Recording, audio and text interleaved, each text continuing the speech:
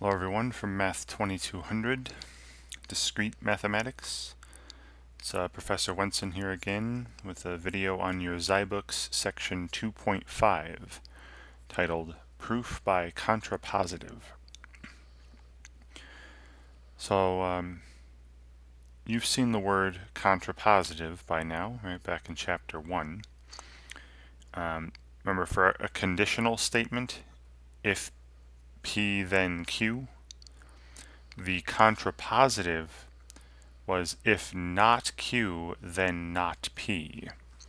And the contrapositive of a statement is logically equivalent to the original statement. All right, and hopefully all that sounds familiar, and we saw that in Chapter 1. Right. But now we're going to get into some proof writing. Right. So a proof by contrapositive proves a conditional theorem of the form, if P, then C. Hypothesis, then, conclusion. By showing that the contrapositive, if not C, then not P, is true. In other words, not C is assumed to be true, and not P is proven as a result of not C. Okay, so you got to remember that a conditional statement, P implies C, remember that's logically equivalent, right, as the contrapositive. Now the contrapositive was where you negate the hypothesis and conclusion and then switch them. So if you show that the contrapositive is a true statement, being logically equivalent to the original, that means the original is a true statement as well. Remember, logical equivalence means they have the same truth value all the time.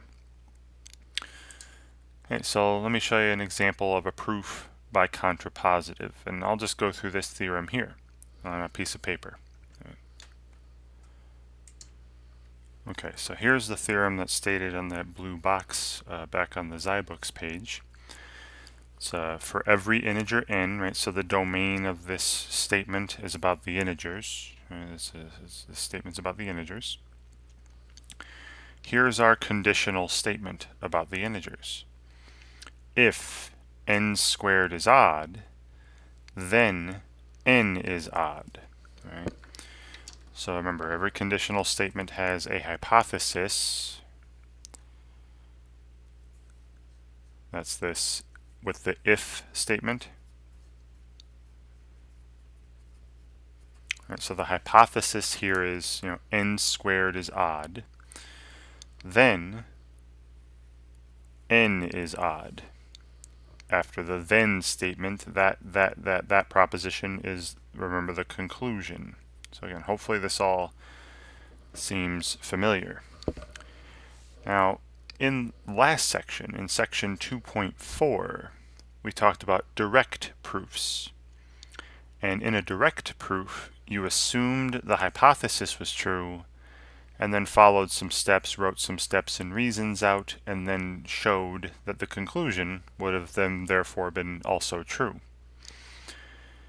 Well, very often, sometimes you'll come across a problem like this, a statement like this, where if I assume that n squared is odd, that means that n squared is 2 times k plus 1 for some integer k.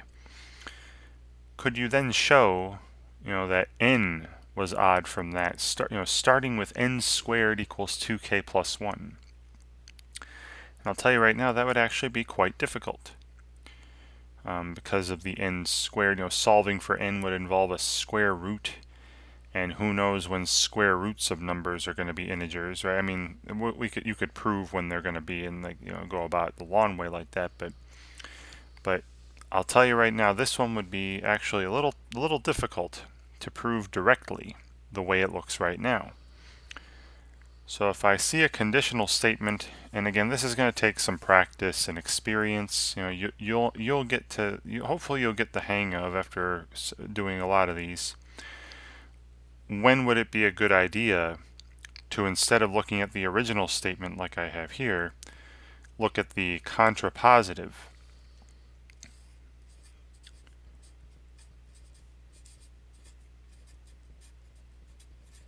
So let me write the contrapositive of this statement. The contrapositive of this statement is if, remember, it's not the conclusion becomes the hypothesis, right? So n is not odd.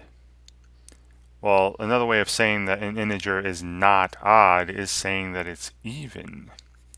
If n is, sorry, I can't spell. If n is even, right, that's not odd. Sorry, that's a v. Then, and you negate the hypothesis, and that becomes the new conclusion. Right? N squared is not odd. But again, not odd when talking about integers is even.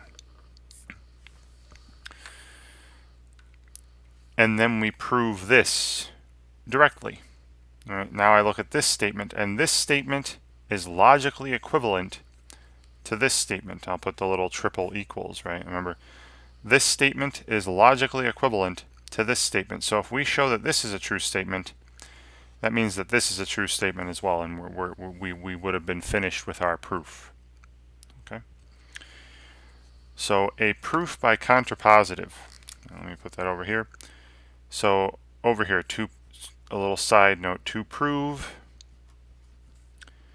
P implies C by contrapositive.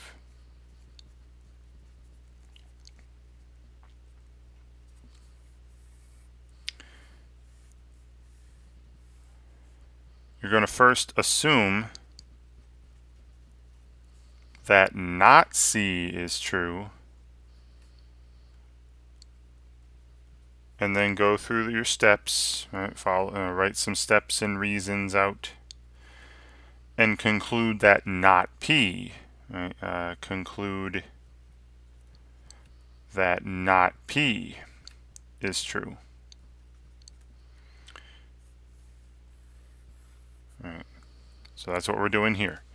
I have if n squared is odd, then n is odd. Again, I said I don't like the way that looks. I can't figure out really how to prove that directly. So we're going to try looking at an equivalent statement. Right? Look at the contrapositive. If not the conclusion, then not the hypothesis, and prove that. Right? All right. So now for the proof, and again, I'm proving this contrapositive statement, which will be equivalent to proving our original statement. Right? So remember how proofs go, right? And state when the proof starts, write the word proof or something. Then I start with the assumptions. I'm starting with this hypothesis here, which was not the conclusion. I'm going to say let n be an even integer. An even integer. And that's the assumption I'm making. Right? Write that down. We are assuming this, just like in our direct proofs from last section, and then we're trying to show this, right? The n squared is even. And as with last section, after I start with my assumptions, then I'll tell the reader, and this is an optional step, but I'll inform the reader where the proof is going. What are we trying to do? We will show that n squared is even. Right? I want to finish with the statement n squared is even. Right, so I want to eventually show that n squared will be equal to some integer multiple of 2.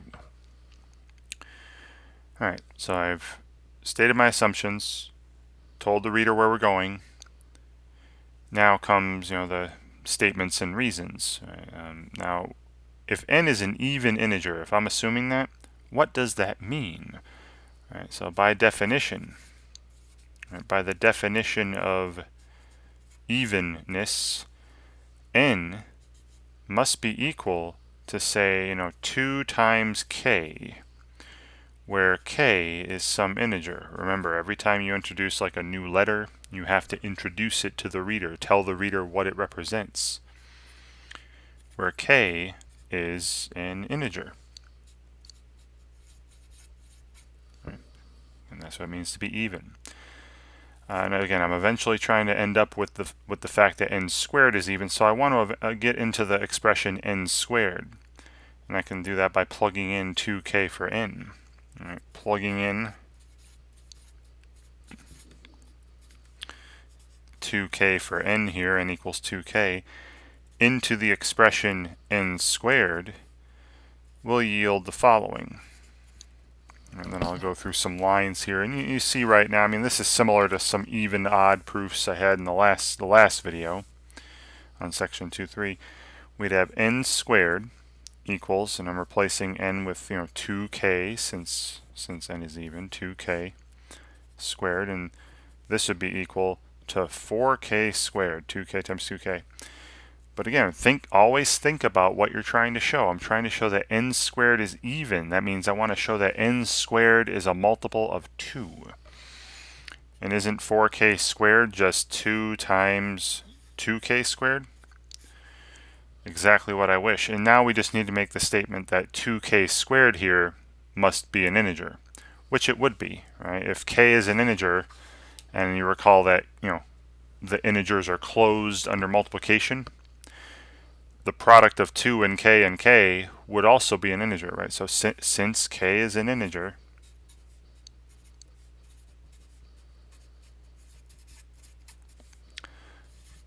k squared, right, this guy in the parentheses here, is also an integer.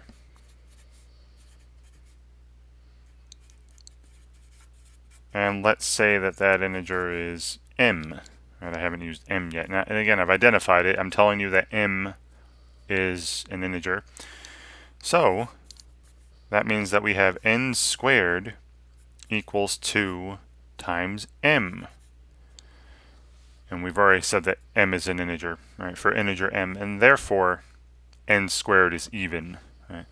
So I can write therefore, or by definition of evenness, right, therefore n squared is even. And that is exactly what I told the reader I was trying to conclude with, right? That's exactly what we're supposed to conclude with in the look of the contrapositive here. So I am finished with the proof. All right. Now this means, right, since I've proven the contrapositive is true, this means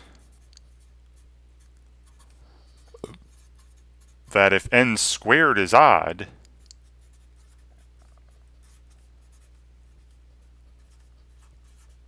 then n is odd, right? Our original statement. Okay. The contrapositive and the original statement have the same truth value. They're logically equivalent. So we have just shown that this statement is true as well. Okay. All going back to that chapter 1 logic. So to do a proof by contrapositive, write the contrapositive, and then prove the contrapositive directly, just like you would in back in section 2.4. It's pretty simple, I feel, as long as you know how to write the contrapositive. All right, so let's do another one. I'll do this one here. All right, so I'm going to write this one out. Now you could watch the animation. All right. Now you see how their arrows are going up. You see you assume not the conclusion, and then you go up here, show steps to show that not the hypothesis. So that's proof by contrapositive. All right, so I'm going to write this down and go to a piece of paper again, and we'll do a proof by contrapositive. All right, so here's the statement in that activity. It's the theorem is, if 3n plus 7 is an odd integer, then n is an even integer. Right, and I'm asked to perform a proof by contrapositive. Right, so first I will write, what is the contrapositive of that conditional statement. So remember, it's if not the conclusion. So here was the conclusion of the original statement. N is an even integer. I'm going to do not that. Right? So n is not even, or n is odd. So if n is an odd integer,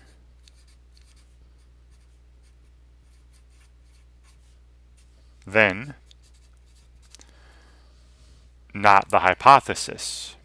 Right? So take the negation of the original hypothesis. That becomes the new conclusion in the contrapositive.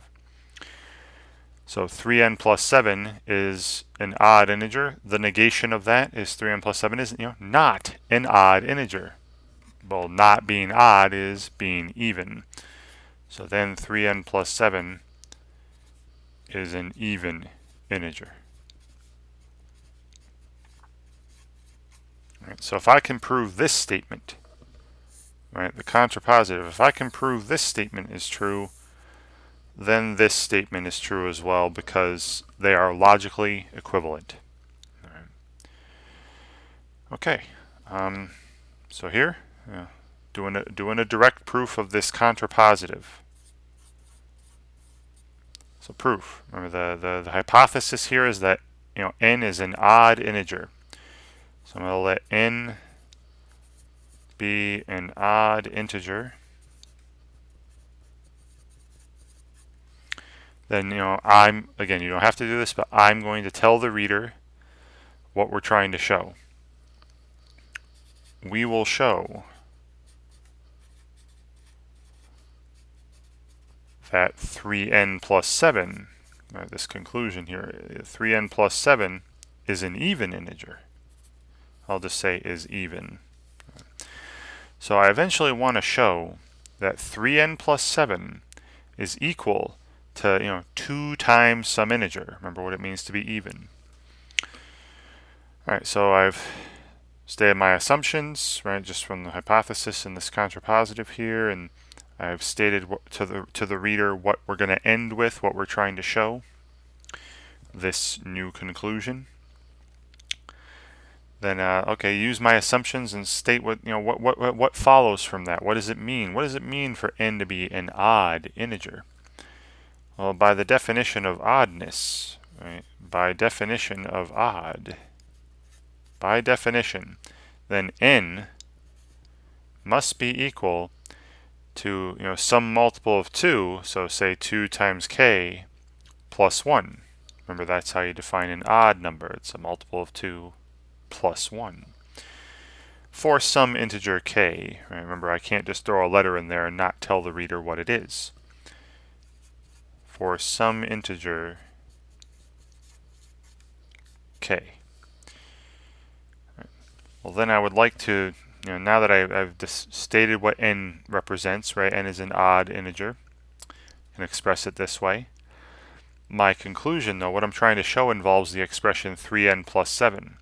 So I plug this in to 3n plus 7 and see if I get an expression that is even. Right?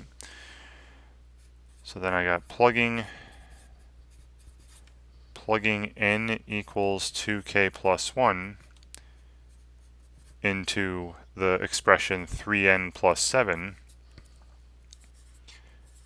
gives me, or yields, the following.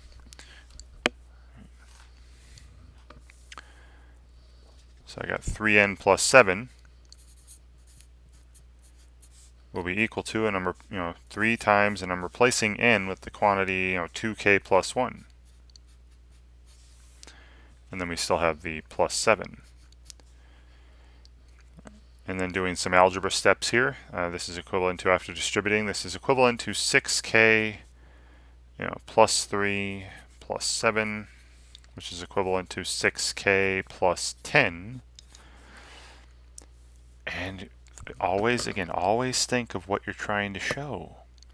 Trying to show that 3n plus 7 is even, a multiple of 2. So can I rewrite this expression as 2 times something? Yes, I can. This is equal to, if I factor a 2 out of both of these terms, this is 2 times the quantity 3k plus 5. Now all I have to worry about is 3k plus 5 an integer? And it is, right? We know that k is an integer, and 3 is an integer, and 5 is an integer. So adding and multiplying integers gives you another integer. That's something that you can assume that is already known. All right, so I'll state that, since k is an integer, 3k plus 5 would also be an integer, right?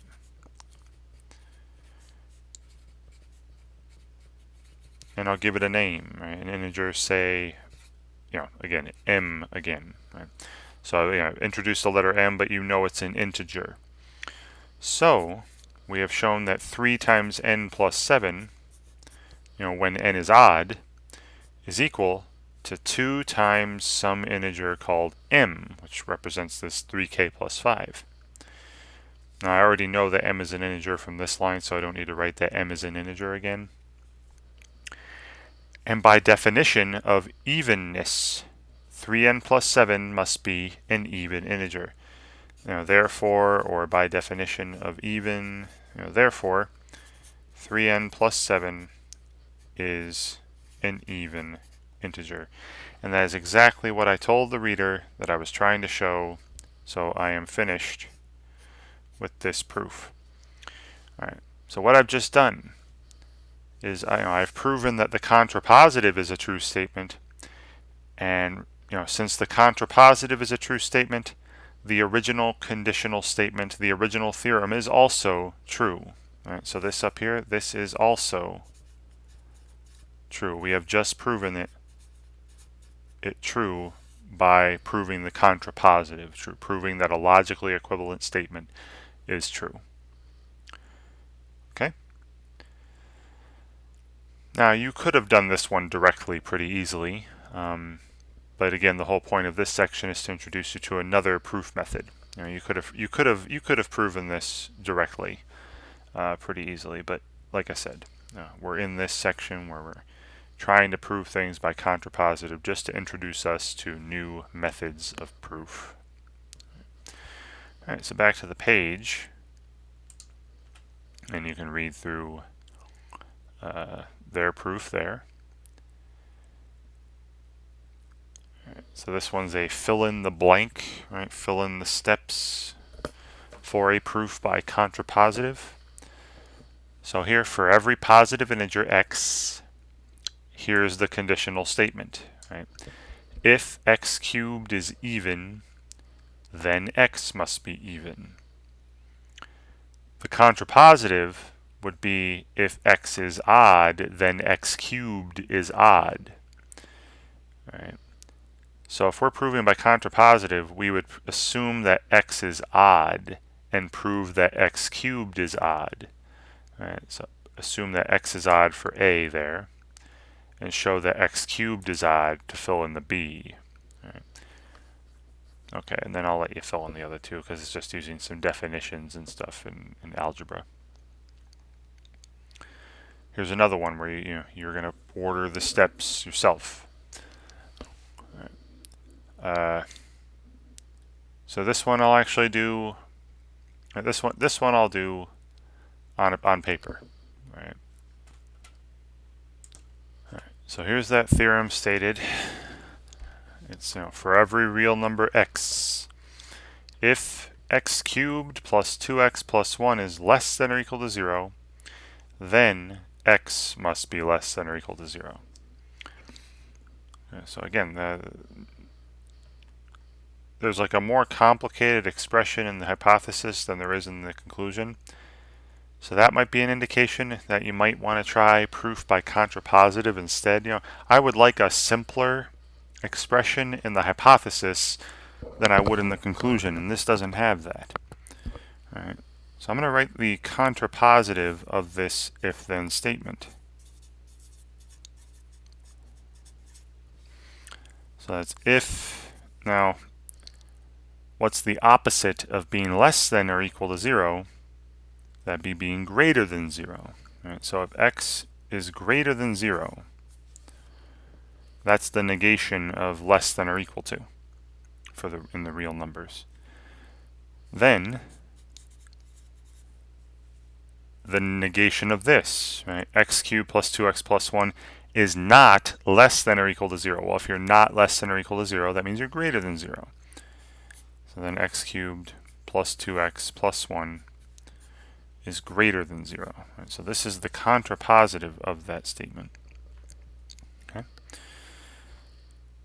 All right. So then I'm going to start off. Right. I'll get into my direct proof of this statement, the contrapositive.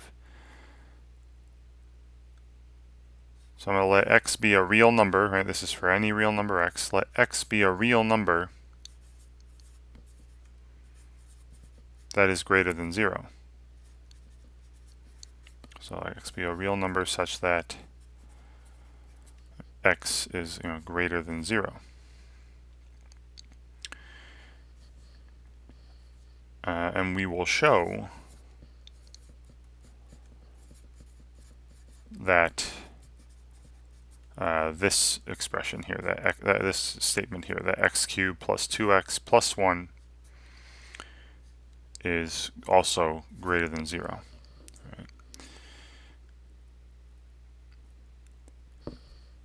All right. So now, since x is greater than 0, I could multiply both sides of this by x, and it wouldn't change the inequality. Right. So we know this.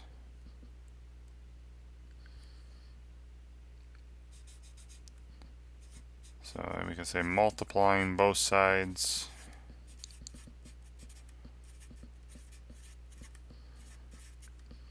of x is greater than 0 by, well, I'll do this a couple ways. We could start off with, because I want to deal with I want to have the expression x cubed show up, 2x show up, and 1 show up. So first, I'll start off by multiplying it by 2. Yields the following, right? We'd have 2x would be greater than 0 as well. Right? And multiplying both sides by a positive number doesn't change the inequality. So not only is x greater than 0, but now we know that twice x would also be greater than 0. Also,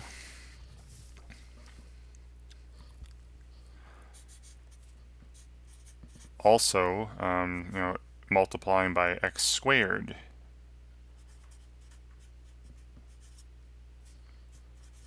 multiplying both sides of x is greater than 0 by x squared would yield the following, to give me an x cubed involved, right? Because I got an x cubed here. Yields, I got x is greater than 0, leading me to x cubed is greater than 0. Right? Because multiplying by x is a positive number, so x squared would definitely be a positive number. So that doesn't change the inequality. Also, 1 is greater than 0. That's just a known factor. The order of real numbers is something you can assume. Also, we know that 1 is greater than 0. Let's say 1 is greater than 0. Right? And then through some rules of algebra, remember, if you have inequalities, all the same kind of inequality. So I've got 2x is greater than 0 here, x cubed is greater than 0 here, 1 is greater than 0 here. I'll say adding the sides of these inequalities, right, which you can do, right, again, which you can do when all the inequalities are the same kind of inequality. Remember your algebra rules.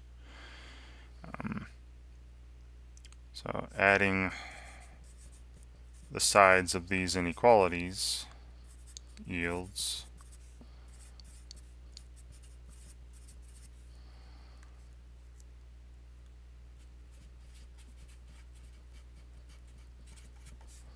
or if you want to say this in some other way, we have x cubed, that's greater than 0, plus the 2x we know is greater than 0.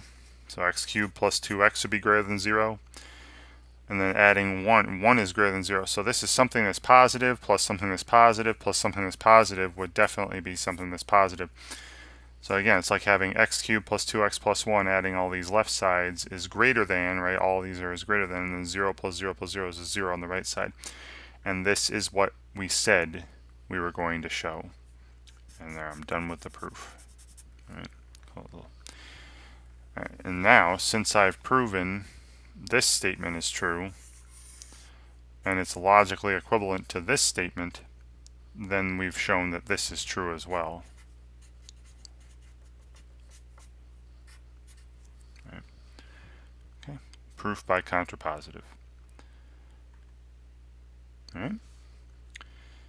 So back to the page again. You kind of they don't have the same wording that I do, right? Again, proofs change depending on the symbols you use or the words you use, but the order and the structure of the proof is similar to mine.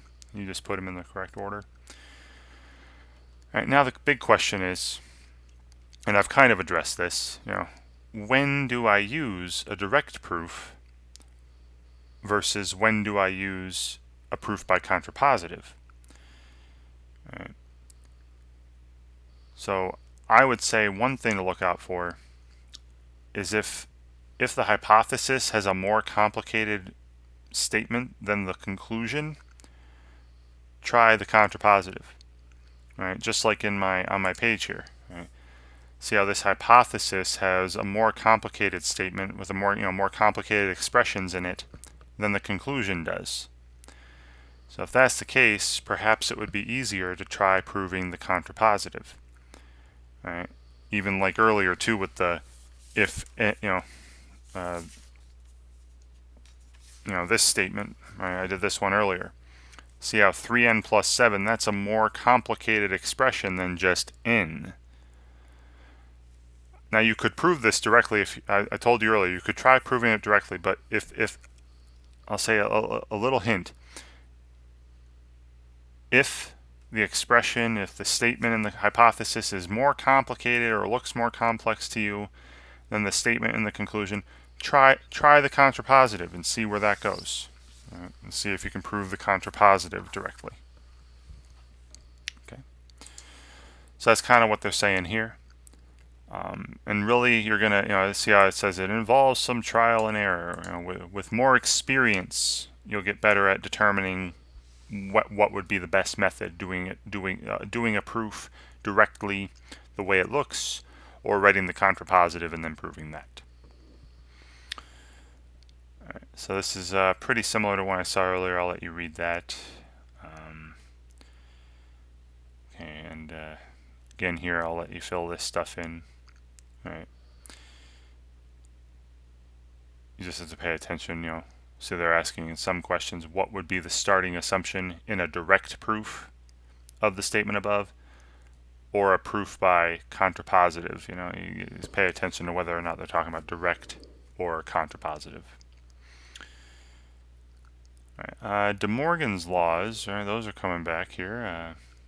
Hopefully recall what those were. De Morgan's laws are, A and B is false if and only if A is false or B is false. Remember, the negation of an and statement becomes an or statement with the two negations. And the negation of an or statement becomes an and statement with the two negations. Right? You remember De Morgan's laws. A or B is false if and only if A is false and B is false. Right. So use De Morgan's laws to answer the following statements about proof by contrapositive. Right. So I'll actually write this out.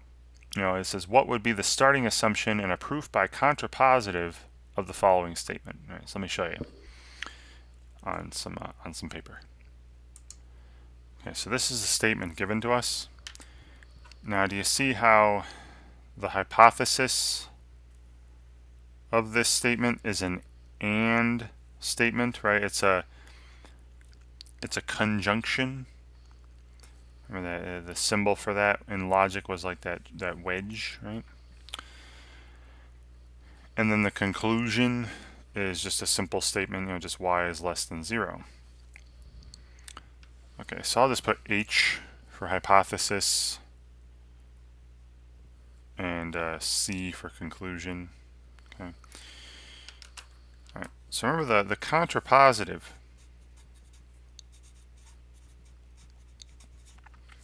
is if not not C. Well, the negation of this is y is greater than or equal to 0. The opposite of less than is greater than or equal to. Then not H, not the hypothesis. But I'm going to write this in logic. You see, the hypothesis is an AND statement, the whole hypothesis. So what we have here is not, right, not the statement x is less than 0 and x times y is greater than 0. And this is where De Morgan's law comes in. Right? So this means if y is greater than or equal to 0, then, and then I'm doing not the hypothesis, not this and statement, was using De Morgan's law, would be not x less than 0. So x is not less than 0, meaning x is greater than or equal to 0, and this and becomes an or, right? Upside down wedge. Right? And then not x times y is greater than 0. Well, if x times y is not greater than 0, that means x times y is less than or equal to 0. And this would be the contrapositive of that statement. Right? So if you see any compound propositions with ands and ors, right, and you're negating them, you're going to be using De Morgan's laws, right? And I'll refresh your memory, write those over here again. De Morgan's was, if you negate an and statement, that's logically equivalent to the negation of P, or the negation of Q. I wrote P again. And if you negate an or statement, that's logically equivalent to the negation of P and the negation of Q. Okay. So that's exactly what happened down here. So what would be assumed, the first thing I would assume if I was proving the contrapositive would be that y is a number greater than or equal to 0. Right? So back here, I'd be assuming that y is a number greater than or equal to 0. And then they do the same thing here. Right? And the same thing, and then they, yeah. Here, now they ask for the starting assumptions. Here they're asking for what would be proven. Right? So what would be the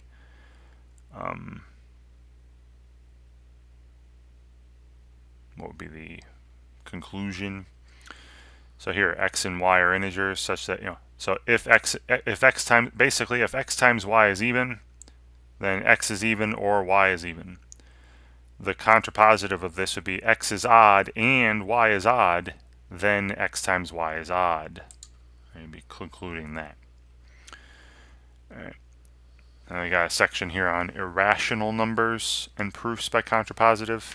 So you just really have to remember that when you're talking about the real numbers, that's all the rational numbers with all the irrational numbers. Now we know how to define rational numbers, right? Rational numbers were numbers that could be written as a ratio of two integers, right? An integer divided by another integer, and the denominator wasn't 0. Any number that can't be written that way, any real number that can't be written that way is an irrational number. So a real number that is not rational. Okay. So I would say, that's not a very great definition, right? Not rational. So I'd rather look at rational numbers. Rational numbers I can easily express. So if you come across theorems involving the word irrational, it might be beneficial to you to look at negations. Maybe look at the contrapositive of statements involving the word irrational. So I'll show you what I mean here. And again, I'll just write this one out and show you. Okay, so here's that statement. For every positive real number r, if r is irrational, then the square root of r, the non-negative square root of r, is also irrational. Right, so if you were trying to prove this directly, right, you would assume that r was irrational and then try to write out some stuff and eventually conclude that the square root of r was also irrational. So remember, to say that r is irrational just means that r is not rational. So how would you express that? It's kind of tough. Right? So in a lot of cases, when a statement involves irrational numbers, we'd rather look at negations, right? I'd rather look at rational numbers instead. Those are much easier to express. So here's one where I'd say, look at the contrapositive. The contrapositive of this statement is, for every positive real number r, we're still talking about positive real numbers, if the square root of r is not irrational. Well, not irrational is rational. Then r is not irrational, or which means rational, right? Then r is rational. Okay. And this statement is a lot easier to prove directly because I know how to express rational numbers. Let me show you. So the proof. So I'm going to suppose r is a positive real number, or suppose that r is a positive real number, right, which we're told up here,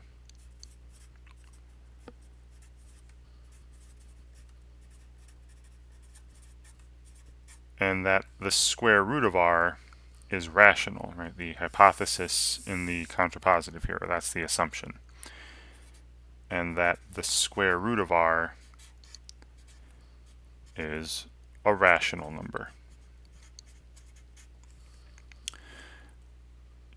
We're now going to show that r must be rational as well. We will show the conclusion. Right? We will show that r is also rational, right? Or just is rational. Alright, so take the assumption, r is positive, so r is greater than 0. We got that much. We can write that later if we want, if we even need it. And the assumption that the square root of r is rational. What does it mean to be rational? By the definition of rational. By definition of rational, the square root of r must then be equal to, say m divided by n, where m and n are integers and n is not 0. That's what it means to be rational.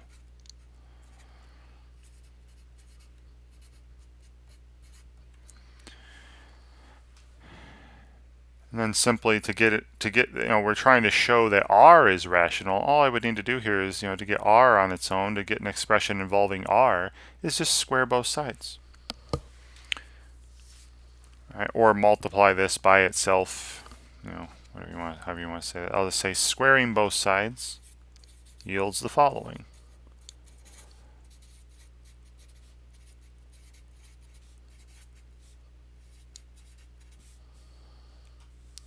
R equals, m squared divided by n squared.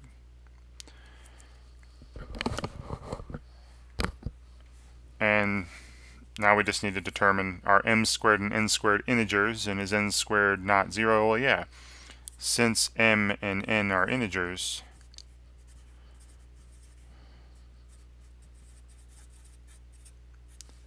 m squared and n squared are also integers.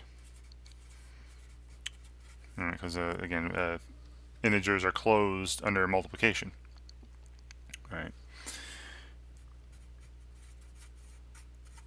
Also, since n is not 0, n squared is not 0. Right, so we have just shown, now you could call these, x and y if you want, but I'll just leave it here. We have just demonstrated that r is an integer divided by another integer that's not 0. Therefore, R is rational, as we were trying to show. The end. Right. Okay. And again, if you showed that this was true, we just showed that this statement was true, that's logically equivalent to this statement. So if R is an irrational number, like pi, or the square root of 2, right? You've seen examples of irrational numbers. Well, we'll get into the square root of 2 much later. Not in this section, but in a section on the proof by contradiction. But if take a number like pi is irrational, then the square root of pi would also be irrational. Right? E, you might have heard the number E, 2.7 something. Right? E is irrational. Square root of E must also be irrational. Right? That's another proof by contradiction. And again, I would recommend that when the word irrational comes up in a statement, you're going to want to change that to rational somehow, either with contrapositives or negate. Get the negation involved in some way, right? Because rationals are much easier to deal with. Right? And then you got to fill in the steps here. Okay. All right. And this last part is proofs by contrapositive of conditional statements with multiple hypotheses. So this is where the hypothesis, right after the if, has two statements, connected by the word and. If this and this are true, then the conclusion is true, right? So hypothesis 1 and hypothesis 2. So how to go about rewriting that. Right. So what I'm going to do here is I'm going to go to a piece of paper again and show you some logically equivalent statements to something like that. Right. So we're starting with this statement here. I have say hypothesis 1 and hypothesis 2 imply conclusion, right? And then I'm going to go through and remember chapter 1 on those laws of propositional logic and show you all sorts of things that are equivalent to this. Now we've already talked about the contrapositive, right? This is logically equivalent to the contrapositive. The negation of C implies the negation of H1 and H2. Okay, and that was through the the contrapositive law, right? But then I can use De Morgan's law here. We're negating an and statement, and you saw me do this earlier in the video. This is equivalent to the negation of C implies, and then using De Morgan's law, this is equivalent to the negation of H1, and then instead of and, or the negation of H2. Right. And this is because of De Morgan's. All right. Then what I'm going to do to get to what they want to say in the textbook. Remember, there was a conditional identity. Remember, a conditional was equivalent to not the hypothesis, so not C, or the conclusion, which is this statement here, right? Not H1 or not H2. This was because of that, the conditional law, conditional identity. Let's put conditional. Now, not C is just C, so we have C or, and then not H1 or not H2, and that's a double negation. Right? Not C is just the same as C. Right. Then we have the associative property. See, it's a bunch of ors. C or not H1 or not H2. I can switch them. Move the parentheses around. This is equivalent to move the parentheses around C or not H1 or not H2. Okay.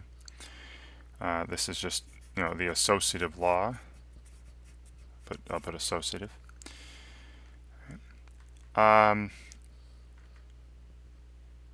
This here, I'm going to use double negation. This is equivalent to not Right, just put a couple double knots in front of this, C or not H1, or not H2. This is again double negation.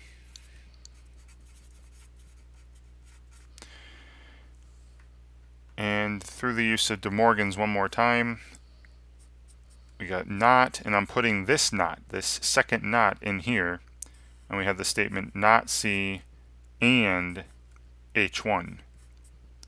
Technically, not, I'm just doing double negation now too. Not H1 is H1 just to save some room. And then we have or not H2. And then finally the conditional. Again, this was De Morgan's and double negation, but let's put De Morgan's. And then finally, remember that conditional law. I went this direction. You can go the other way around. If I have not one statement or another statement, that's equivalent to a conditional. This is equivalent to, not this is the hypothesis. So not C and H1 implies, and then this over here is the conclusion, not H2. All right, and also I could have switched H1 and H2. And this is a conditional again. All right, so this is what I wanted to eventually end up with. Let me show you why. Right, this is what they're kind of going through in the website here, and I'll pull up my paper. All right, so you can see that again. So you're seeing that if H1 and H2 are both true, then C is true, is equivalent to the contrapositive. That if C is false, then it cannot be the case that H1 and H2 are both true. That's just the contrapositive. Then if C is false, then H1 is false or H2 is false. That's the De Morgan's here. Then they eventually get down, going through my steps that I did in my paper here, they get down to this. That, see this in the blue, if C is false, so see not C, and H1 is true, then H2 is false, right? So not H2. So another way, right? So a way to prove a statement like this with multiple hypotheses, with connected by the word and, is to assume not the conclusion and one of the hypotheses, and then show that the other hypothesis is false. All right. So you see here, assume that C is false and one of the hypotheses is true, and you show that the other hypothesis is false. All right, so let me show you what they mean by that. All right, so here's this example again. I'm going to write this up on paper. Okay, so here's the statement that's written in that activity. It's if x is a rational number and y is irrational. So those are the H1 and H2 that I was talking about. The first hypothesis and the second hypothesis here. So I have if H1 and H2, then, and then you have your conclusion, x plus y is irrational. So this is what I was showing you. This is see, this is H1 and H2 implies some conclusion. Right? Multiple hypotheses at the same time imply some conclusion. And on the earlier page, I showed you that this was logically equivalent to this statement. Not C and H1 or H2, right? Again, I could have switched H1 with H2, it doesn't matter. But I'll just say implies not H2. Okay. I showed you in the earlier page that this is logically equivalent to this. So in words, right? So in words, this is logically equivalent to the following. If not C, so x plus y is not irrational. So not irrational is just rational. All right, so there's not C, and H1, x is rational. All right, just H1 as is. Then, he implies here, then not H2. So not, oh sorry, I forgot to write that. This is, right, so not C and H1, then arrow, not H2. Y is not irrational, or just Y is rational. Right?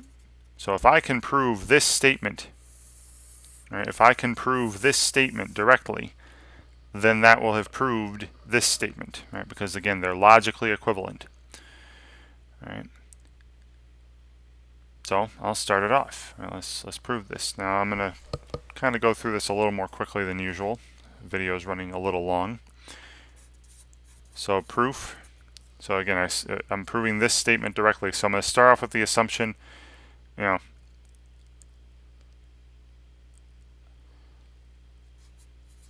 let x be a rational number.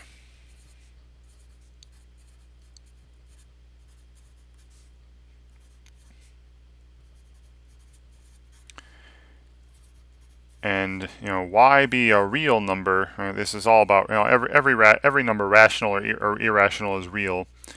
And y be a real number such that, I didn't say rational, right? Such that x plus y is rational. All right, so we have our assumptions. I'm saying x plus y is some rational number, and x is some rational number. And what we're going to show is, y is a real number, but we don't know if it's rational or irrational yet. What we're going to show is that y is rational. I forgot that again. This is not H2. Right? We will show that y is rational. All right, so starting with the assumptions, and I'm going to use the definition of rational. By definition then, by the definition of rational, x is rational. That means x can be written as, say, m divided by n, where, again, m and n are integers. I'm going to cut out some writing here, and n is not 0. And we also said that x is rational, x plus y is rational, both of those. So x plus y is also equal to, a rational number. It's expressible as, let's say, k over j, right? K over j, where, k and j are integers, and j is not 0.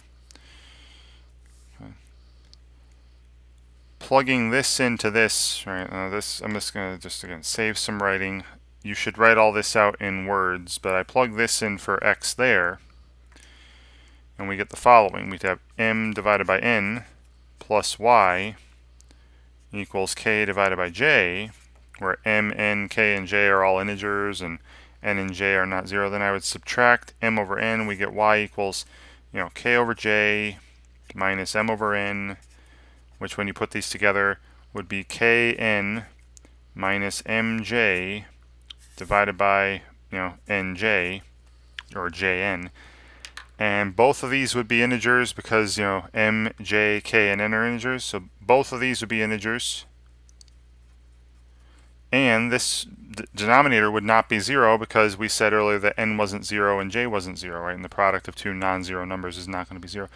So what we have just shown is that y can be expressed as an integer divided by a non-zero integer, which means that y is rational, right? So therefore, and you saw me use this a couple videos ago, the little 3 dots here, this is therefore y is rational, which was what we were trying to conclude. All right, now the proof I just did here is kind of crap. All right, I just kind of, again, I'm rushing it because the video is pushing an hour right now. You've seen me write proper proofs before, right? You should be writing full sentences, writing out the explanations in words and all that. But the logic is sound, right? The steps you follow here are reasonably easy to follow. But I would have written out more words and more explanation if I was writing out a proper proof. Okay, and that's what I expect of you. I expect proper, fully explained, fully fleshed out proofs. All right, and since I've now I've shown that this statement in the box is true, that means that this statement I started with is also true, right? Because again they are logically equivalent. All right, and I believe that's all. Yeah, there's this one here. Now there is a challenge activity. There's only 3 of them. I'll at least show you what the first one looks like. So just pay attention, read carefully. Suppose the following theorem is proven by contrapositive. So theorem. So for all integers x and y, if 7x plus 4 is even, then at least one of x or y must be even. So that means x or y must be even. Either x or y or both, right? At least one of them must be even. The contrapositive would be if, what's the opposite of x or y? Being even is that both x and y are odd. So x is odd and y is odd. If x is odd and y is odd, then 7x plus 4 must be odd, right? Not even. If I'm doing the contrapositive, so x and y are both odd, would be assumed at the beginning of the proof, right? And again, read what they're asking for, and great, and then you move on. There's only 3 of these. All right, then you have your additional exercises, which some of these show up in your assignment 3 that you're gonna have to upload, but not all of them. I would highly recommend, especially if this is the first time you've seen proofwriting, please practice all of them. All right, and then you got your solutions. You can check the solutions here to see how you're doing. And please, please, please, I beg this of you almost every video, don't look at the solutions first. Try to do the problems, try to write out the proofs, try to do everything on your own first, and then look at the solutions and see how you did. Right, you're not going to learn anything if you just copy solutions. All right. And yeah, so proof by contrapositive, yet another. You saw it's basically the same as section 2.4, right? The direct proofs, but you have to write the contrapositive first. So right? You just have to know what the contrapositive meant, right? Well, how to write that, and that was logically equivalent to the original conditional statement. All right. Then after this, we're getting into another proof method called proof by contradiction. All right, well, that'll be in the next video. So hopefully this one helps you get through 2.5 pretty reasonably. Let me know if you have any questions, of course. Send me messages and help each other out in the discussion board if you want. And thanks for watching.